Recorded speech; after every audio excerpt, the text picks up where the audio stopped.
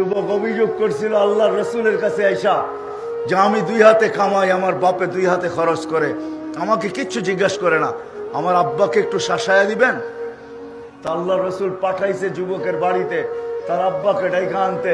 সাহাবী রসুল যা বলছে তোমাকে ডাকে আল্লাহর রসুল, ডাইকা পাঠাইছে, চলো। বলছে ওইখানে কে আছে? বলে কাউকে তো দেখি নাই, তোমার ছেলেকে বসা দেখছি।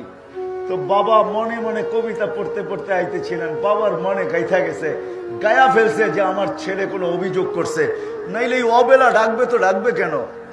তো মনে মনে কবিতা পড়তেছিলেন, ঠুটো হেলতে ছিল না, জিহ্ব নড়তে ছিল না, লম্বা কবিতা। জিবরিল আলাইহিস সালাম আগেই শুনায়া দিয়েছেন আসতেছে, কিন্তু মনে মনে কবিতা পড়তে পড়তে সালাম দেওয়ার পরে জবাব দিয়া কবিতাগুলো আগে শুনে নিবেন, কথা যা বলার তা পরে বলবেন।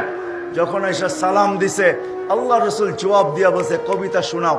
বলছে ইয়া রাসূল আল্লাহ, আপনাকে কে বললো? আল্লাহ রসুল বললেন নাব্বানিয়াল আলিমুল খাবীর, আল্লাহ জানায় দিছে বল কবিতা। এক একটা ছন্দ পড়তেছিল, আল্লাহর রসুলের চোখের পানিতে বুক ভাসতেছিল। তর্জমা করতে গেলে লম্বা সময় চলে যাবে, 2-1টা না শুনাইলেই নয়।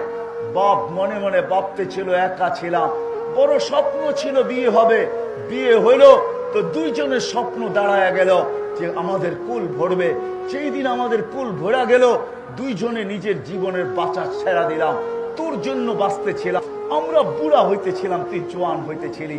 আজকে যখন তুই যুবক হয়ে গেলি, কামানের উপযোগী হইলি, আর আমি বিরুদ্ধ হয়ে গেলাম, আমার সবকিছু তোর ভিতরে স্থানান্তর করলাম। হয় দুনিয়ায় ব্লুটুথের মাধ্যমে নেওয়া হয়, দুনিয়ায় শেয়ার হিটের মাধ্যমে নেওয়া হয়, আমি এক কুদরতের মাধ্যমে আমার সমস্ত যৌবনী সবকিছু তোর ভিতরে স্থানান্তর করলাম।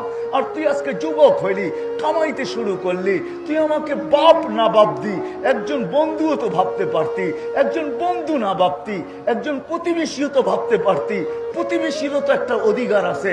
তুই আল্লাহ রসুলের বিরুদ্ধে আমার কাছে অভিযোগ করলি। হায় হায়, চোখে আল্লাহ রসুলের বুক বাইসা চাদর ভিজা গেছে। বাপকে তো দেখেন নাই, একটা খালি জায়গা তো দিলের ভিতরে রয়েই গেছে মৃত্যু পর্যন্ত। কেননা জন্মের পর জন্ম দুনিয়াতে মার পেটে আসতে দেরি, বাপের বিচ্ছেদ করতে দেরি হয় নাই। আল্লাহ রসুল তো বাপকে দেখেন নাই, বিজয় বিরাট বড় একটা শূন্যতা মৃত্যু পর্যন্ত রয়েই গেছে, বাপের শূন্যতা। এই জন্য যখন বাপ অভিযোগের কবিতা শুনাইতেছিলেন তখন নিজের কান্না ধরে রাখতে পারেন নাই। কবিতা যখন শেষ তো যুবকের কালার জোড়া বসে কুম আনতা ওয়া মালুকা লি আবিকা, চল তুই আর তোর বাপ তোর